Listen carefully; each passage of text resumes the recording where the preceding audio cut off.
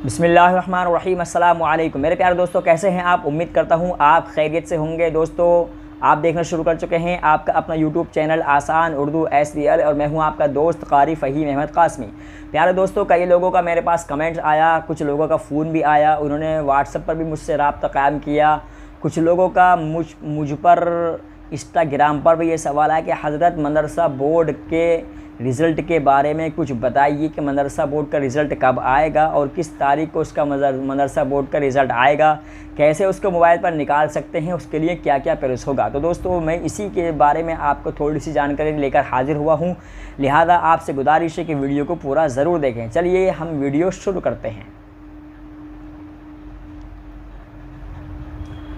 तो प्यारे दोस्तों, जैसा कि आप जानते हैं कि मदरसा बोर्ड के इम्तिहान फरवरी में हो चुके थे और इस वक्त यूपी बोर्ड और इंटर के एग्ज़ाम के रिज़ल्ट भी आ चुके हैं। अब मदरसा के जो तलबा और तालिबात हैं वो भी थोड़ा परेशानी के आलम में हैं कि हमारा रिज़ल्ट कब आएगा। तो प्यारे दोस्तों, जैसा कि मैंने आपको पिछली वीडियो में बताया था कि मदरसा बोर्ड का रिज़ल्ट अमूमन मई में आने का इम्कान होता है और मई का महीना शुरू हो चुका है। और इसके मई के महीने में जैसा कि पिछले साल 17 मई को मदरसा बोर्ड का रिज़ल्ट आया था, हो सकता है इस मई के महीने में ही मदरसा बोर्ड का रिज़ल्ट बहुत जल्द से जल्द आ जाए। दोस्तों, मेरे पास एक थोड़ी सी ख़बर ये है कि हो सकता है एक इम्कान के मुताबिक मदरसा बोर्ड का रिज़ल्ट इस महीने के तीसरे हफ्ते में यानी 21-22 तारीख या 23 तारीख को आने का इम्कान है।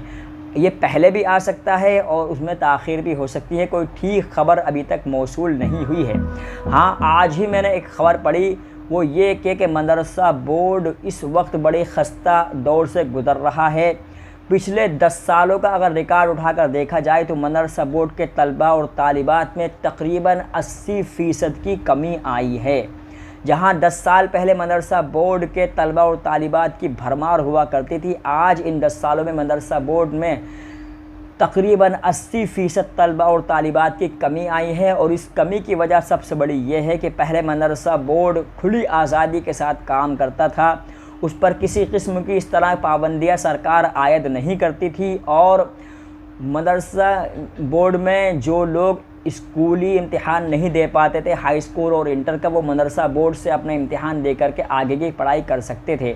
लेकिन सरकार ने मदरसा बोर्ड को अपग्रेड किया, नई नई चीज़ें से अंदर दाखिल की, जिसकी वजह से तलबा और तालिबात का ये जहन बना कि जब इतनी चीज़ें मदरसे के अंदर लाई जा रही हैं, इम्तिहान भी CCTV कैमरा के अंडर में किया जा रहा है और कम से कम 70% अटेंडेंस मदरसे के अंदर लगाई जाए, उन्हीं तलबा को जो है मदरसा बोर्ड के इम्तिहान में बैठने की इजाज़त दी जाएगी। जब सरकार इतनी ज़्यादा पाबंदियाँ मदरसा बोर्ड पर लगा रही है तो हम क्यों ना मदरसा बोर्ड को जो है स्किप करके फिर यूपी बोर्ड और इंटर बोर्ड में, यानी यूपी जो बोर्ड है इलाहाबाद का, उस बोर्ड में ही दाखिला क्यों ना ले लें।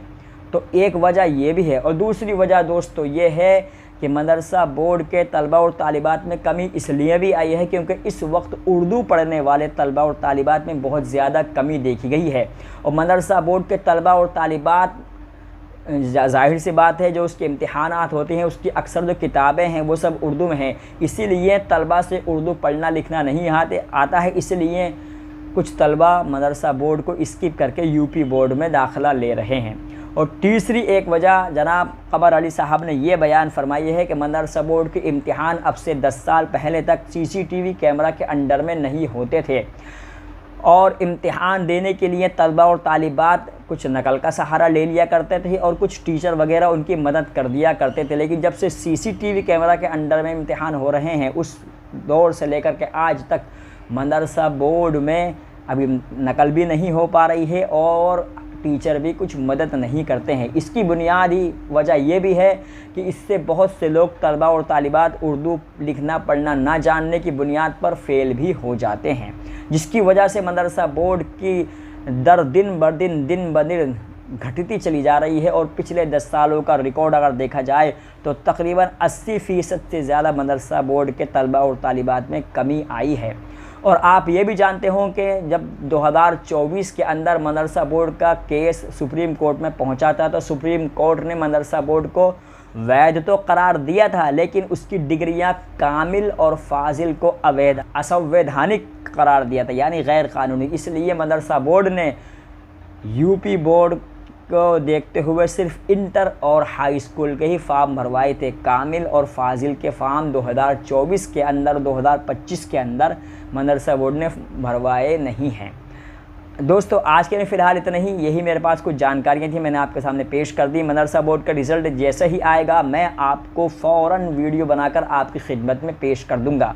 यहाँ पर मैं आपसे एक ये इल्तिजा करूँगा कि देखिए, जिस मास्टर साहब के मैं राबते में रहा करता था मदरसा बोर्ड में, उनका इंतकाल हो चुका है। मैं मदरसा बोर्ड का ऐसा मेरे पास कोई राबता नहीं अब होए।